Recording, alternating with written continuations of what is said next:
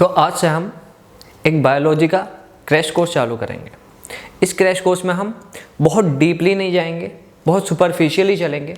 बस एनसीईआरटी की स्लाइड्स आपके सामने आएंगी, मैं वो पॉइंट्स को कवर करूँगा जहाँ से क्वेश्चन बन सकता है।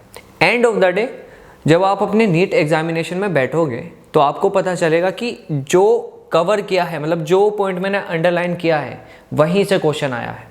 क्योंकि बाकी सब तो एनसीईआरटी में कहानी लिखी है, बाकी जो पॉइंट हम कवर करेंगे आपको उस चीज़ पर ध्यान देना है। बाकी आप पढ़ लेना अगर आपका दिल करे। हम बहुत सुपरफिशियल क्रैश कोर्स बना रहे हैं, ठीक है। चलिए शुरू करते हैं।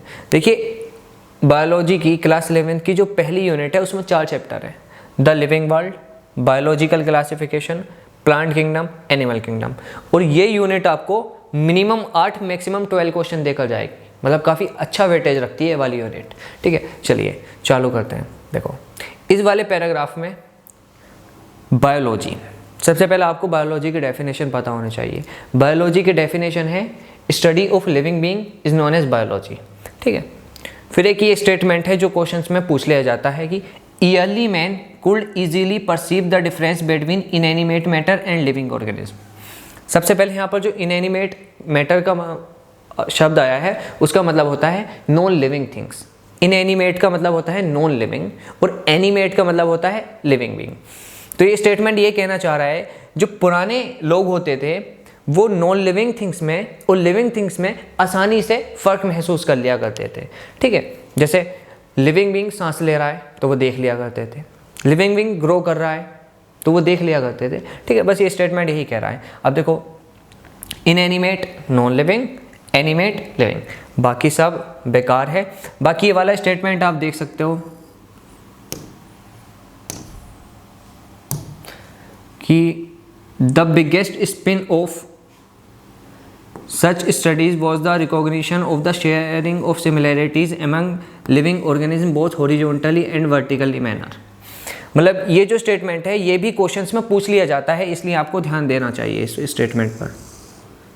The biggest spin of such studies was the recognition of the sharing of similarities among living organism both horizontal and vertical manner, ठीक है। ये स्टेटमेंट पूछ लिया जाता है, इसलिए ध्यान रखना। चलिए,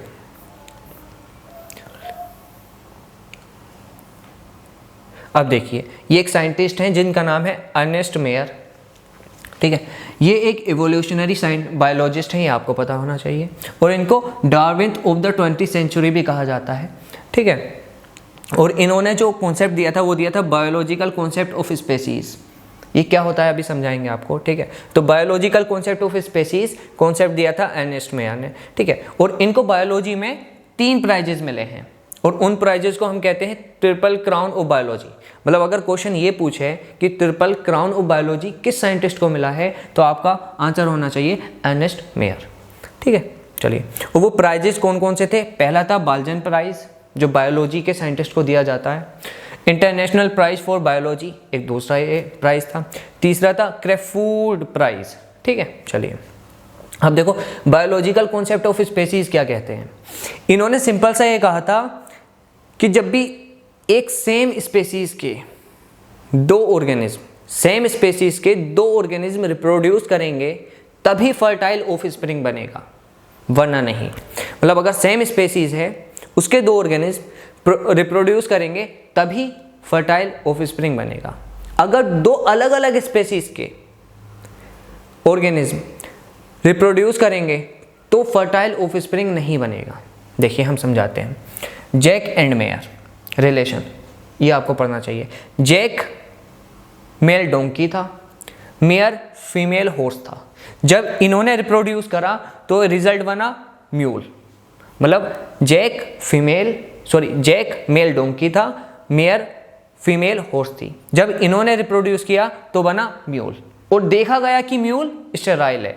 ऐसा इसलिए हुआ क्योंकि डंकी एक अलग स्पेसीज है, हॉर्स एक अलग स्पेसीज है, ठीक है।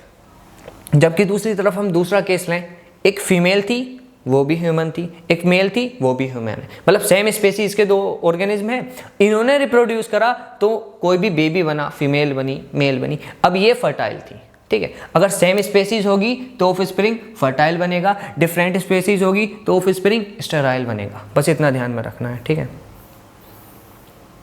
अब देखो द लिविंग वर्ल्ड, यहाँ से चैप्टर स्टार्ट हो जाता है, ठीक है।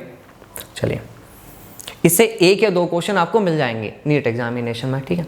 अब देखो इस पूरे पैराग्राफ में काम की चीज़ ये है कि ये पूरा पैराग्राफ कहना चाह रहा है कि लिविंग बीइंग्स हर जगह पाए जाते हैं।